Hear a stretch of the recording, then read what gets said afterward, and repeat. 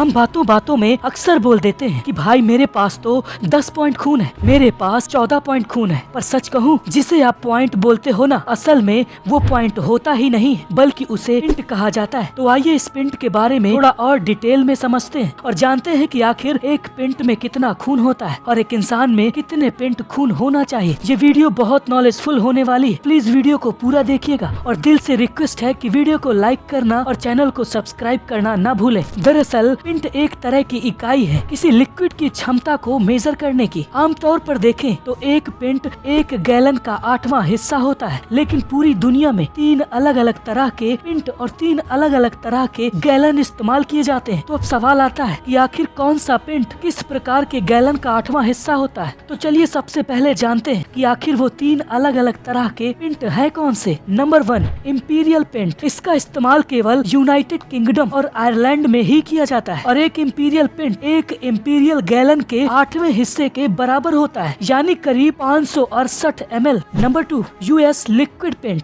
एक US liquid pint एक US liquid gallon के 8वें हिस्से के बराबर होता है, यानी एक यूएस लिक्विड पिंट 473.17 ml के बराबर होता है। Number 3, US dry pint. एक यूएस ड्राई पिंट एक यूएस ड्राई गैलन का 8वां हिस्सा होता है, यानी एक यूएस ड्राई पिंट 550.61 ml के बराबर होता है। लेकिन इंडिया में इन तीनों पिंट में से किसी का भी इस्तेमाल नहीं किया जाता, बल्कि इंडिया में एक पिंट 330 ml के बराबर लिया जाता है। अब सवाल आता है कि आखिर एक इंसान में कितने पिंट खून होता है। आमतौर पर मानव शरीर के वजन का 7% खून होता है, या यूँ कहें 1.3 गैलन ब्लड, यानी करीब करीब 5 लीटर खून। और आसान भाषा में कहें, एक स्वस्थ शरीर में 15.15 पिंट खून होता है।